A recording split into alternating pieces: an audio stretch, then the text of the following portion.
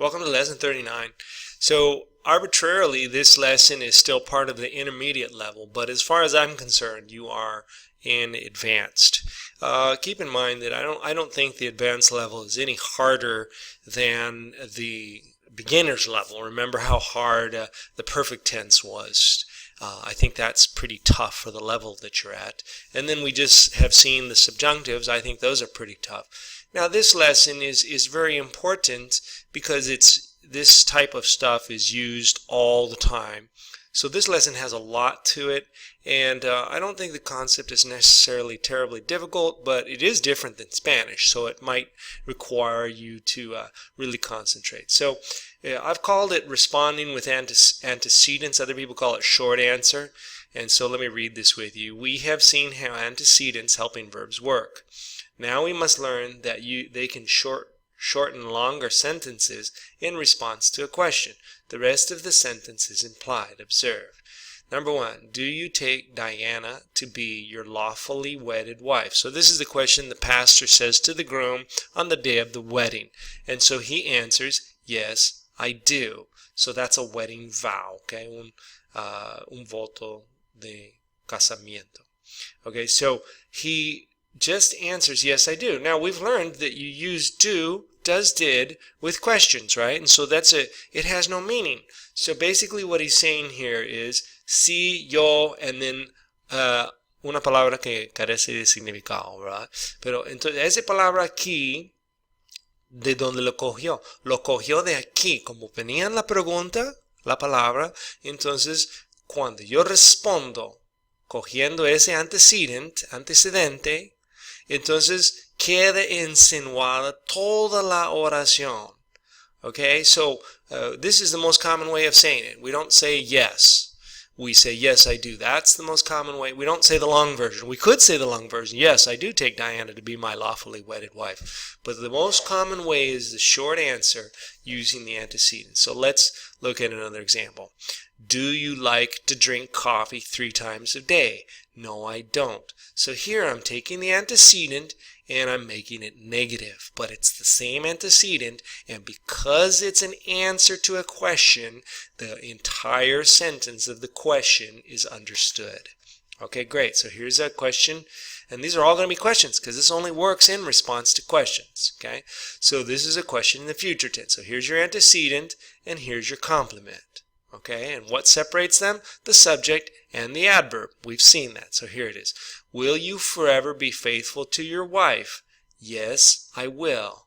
Will you forever be faithful to your wife? Yes, I will. Again, that's another wedding type of thing that's said there. So remember that will doesn't mean anything. It puts into the future tense the verb that's following it. So, serás fiel para siempre a tu esposa.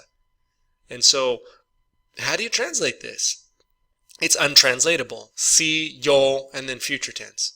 It has no meaning, so you can't translate that. So this will insinuates the rest of the sentence. Okay, number 4. Will we finish the English course with high grades? No, we won't. Will we finish the English course with high grades? No, we won't. All right, so where did this come from? Well, this is an irregular negative of will. Just like I put here the negative don't for do, and so we have won't. So how in the world was this formed?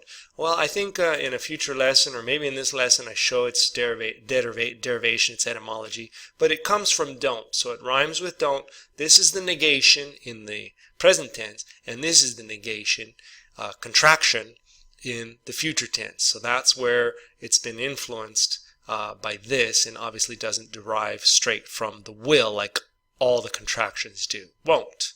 Alright, great. Let's look at number 5. Have you considered the end of your rebellious conduct? Oh, and I need a question mark there. Have you considered the end of your rebellious conduct? No, I haven't. So we have a question here, and so we're using, because we have the perfect tense, so we're using this antecedent, and then here's the verb, and so I'm just using the antecedent for my short answer. No, I haven't. Okay, I'm going to just put that question mark right in there so that it'll be ready for when I'm going to upload it. Okay, number 6. Has Peter been to Guatemala? Oh, another question mark is needed right there. Has Peter been to Guatemala? Yes, he has. Yes, he has. So this is again the perfect tense, right? And so it's third person singular, so it's has, and so that's the one I'm going to use for the answer. Okay? Great. Number 7. Would you like another piece of cake? Would you like another piece of cake? Yes, I would. Where did this come from? It came from the question. So whatever antecedent they use in the question, that's the one you use in the answer. So it's pretty simple. All right, great. So let's go to number 8. Would I go to live in Mexico City? No, I wouldn't. So here's the negation, and so that's pretty straightforward. Would I go to live in Mexico City? No, I wouldn't. Okay, number 9. Could he do better in sports? Yes, he could. Could he do better in sports? Yes, he could. So this could is being used like an antecedent. It actually has meaning. All the antecedents don't have meaning except for this one. This is going to be translated podría, right? And then here is do. Podría hacer mejor en el deporte. Sí, él podría. This is one where it actually has a meaning. This one has no meaning. This one has no meaning. This one has no meaning. But this one does have a meaning. So that's unusual. But it's the same formula we're following. That it's a short answer with antecedents. All right, great. So number 10. Couldn't you have done better in your grades? Couldn't you have done better in your grades? Yes, I could have. Now this one is a new level of complication. So we actually have here 2 antecedents. So observe with me. This is no podrías, right? It's the negation. It's podría. And then we have here the perfect tense. So it's haber hecho.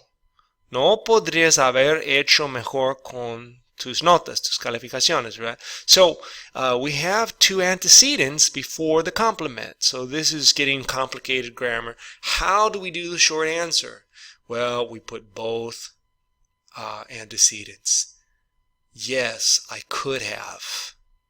Yeah, so please pay attention to that. When you have 2 antecedents, you're going to use both of them in your short answer. Yes, I could have. You're going to hear people say, yes, I could have. It sounds like of, could have.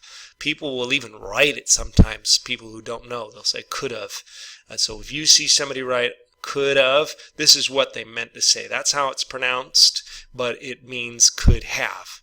All right, very good. Number 10, can you spare a dime? So here's the antecedent and here's the complement, but this antecedent has meaning.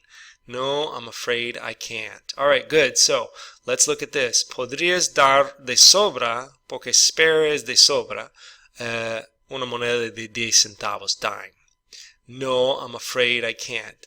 No, me temo que no puedo. Okay, so it says that is dropped but understood. Why?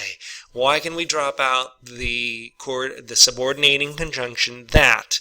Well, I said it in the last lesson. So we have to keep hitting this nail on the head. What happens here is that you have a new subject, a new verb, so you understand that there should be the subordinating conjunction there. It can be dropped out. Your mind puts it in because you have a new subject, new verb. So here's the first subject, first verb, complete idea. Here's the second subject, second verb, and it's a complete idea. So the subject is the same as the first one. So that's part of the key. If you didn't have the subject, you wouldn't be able to do this sort of thing where you have the coordinating the subordinating conjunction. Oh my gosh, I'm getting all my words confused. Subordinating conjunction. All right, great. Let's go with number 12. Don't you want to serve Jesus? Remember, we're going to pronounce wanna when you see this. Don't you want to serve Jesus? And so it's not don't, it's don't cha. Don't cha. Don't cha want to serve Jesus? Yes, I do. So the question is negative, but the answer is positive, so I get rid of the not, and I say do. All right, great. Number 13, may I go to the bathroom, please? Yes, you may. Very good. I think this should be straightforward. Number 14, must you go now? Yes, I must. All right, very good. So I don't think we've seen must yet. So must is translated... ¿Debes ir ahora? Sí, debo. But I really don't like that because must is actually much stronger than debo. It's very strong. And so debo, deber, I usually translate that should. So I'm going to translate must, tienes. Tienes que ir ahora. Y so la respuesta es sí, tengo que, which of course you can't make that into a sentence in Spanish because the grammar is different here. We're responding with antecedents. Short answer. Okay, number 15. Is he behaving poorly? Yes, he is. Is he behaving poorly? Yes, he is. So, ¿está comportándose pobremente? Sí, él está. Okay, that doesn't make sense in Spanish, but it makes perfect sense in English. So this is the antecedent, and this is the complement, so we just respond with the antecedent. All right, great. 16. Are you sure that you want to leave? Yes, I am. Okay, so here we have the antecedent, and I'm going to change it because it's now corresponding to I.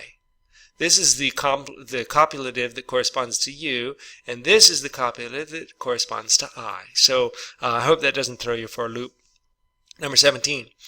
Do you have to go now? Yes, I have to.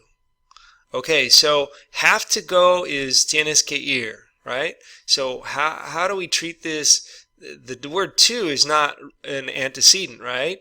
But for whatever reason, I really don't know why, it's used in the short answer, I have to. Or you can say, yes, I do. That'll work for us also. Because we have two antecedents. We have do of the question, and we have to. So either one, in this case, will work. All right, pretty tricky stuff? Yeah, I think it's pretty tricky. I think you're advanced. I don't think it's like totally out of this world, just impossible for you.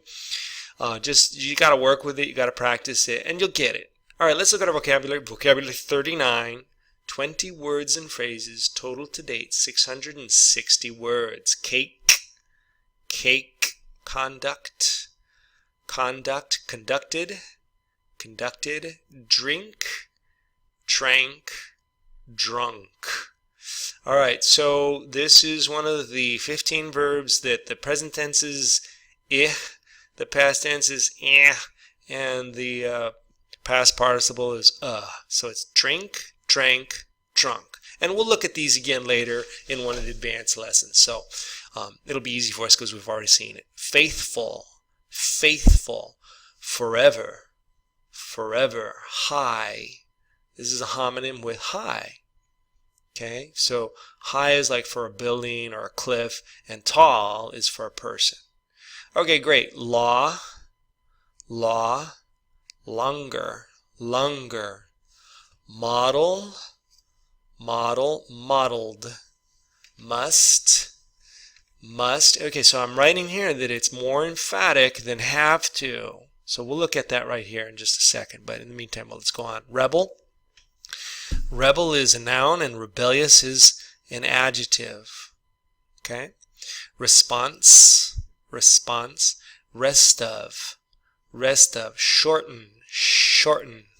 The T is a pause in the throat. Shorten, shorten. And then the past tense. Shortened, shortened. Spare, spared. So they talk about the spare tire. Yeah, la llanta de repuesto. Okay, good. Such as, sure, sure. So listen to this. The SH sound, sh, followed by the Y sound, and the U, you're, sure. That's how you pronounce it. Vow, vow, vowed, vowed. Wedding, wedding, won't. It's an unusual contraction of will plus not, but I already explained why. I think we'll look at it again later. Okay, so this is why I don't translate must, debo, because should gets translated debe, but even stronger than should is have to, tener que, and must is even stronger than tener que. It's like on par with urge que. So, urge que estudies. You must study. Okay, so that's it for lesson 39, and man, congratulations. Pat yourself on the back, have a cake and coffee, because you are now advanced in English. Congratulations.